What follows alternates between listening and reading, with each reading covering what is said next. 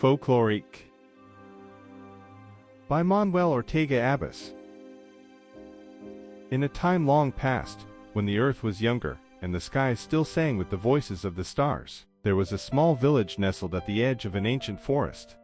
This village, called Knol, was unlike any other. The people of Knol lived in a world that spun faster than any could comprehend. The sun rose and set in what felt like moments, rivers flowed as if they were racing the wind, and the seasons changed as swiftly as a fleeting thought. Yet, despite the dizzying pace of their surroundings, the villagers survived. Among them was an elder named Sorna, a figure of quiet wisdom and calm. She was known not for her speed, but for her stillness. While others scurried about trying to keep up with the world, Sorna would sit under the great whispering tree at the village center, weaving stories and songs.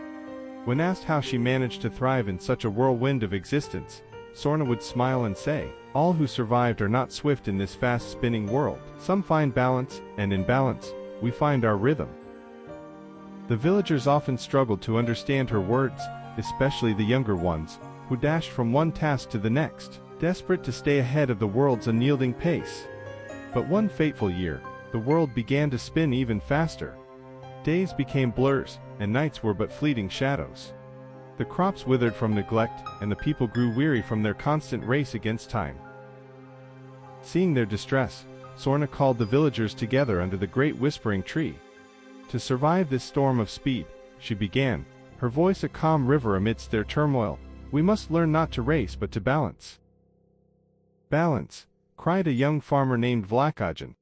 "How can we balance when the world demands we move faster and faster?" Sorna held up a small wooden bowl, filled with water. "This bowl is like your life. If you rush, the water spills. But if you move with care and purpose, the water remains." Many scoffed, but a few listened.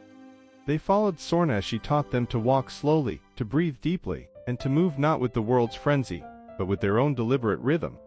At first, it seemed counterproductive. The crops still needed tending, the homes still needed repair, and the seasons still rushed by. Yet, those who embraced Sorna's way began to notice something remarkable.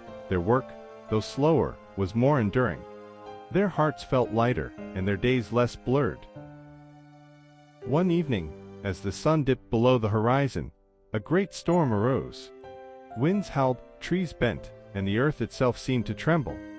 Those who had continued to race against the world found themselves scattered, their hurried efforts undone by the storm's fury.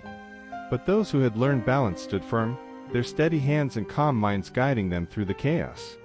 They found places of shelter, aided one another, and endured.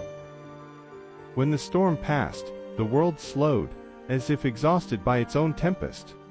The survivors gathered again under the great whispering tree, their numbers fewer but their hearts wiser. "All who survived," Sorna said softly, "found a way to be in place, to be in many places, to balance when all else was unsteady." From that day on, the villagers no longer raced the spinning world.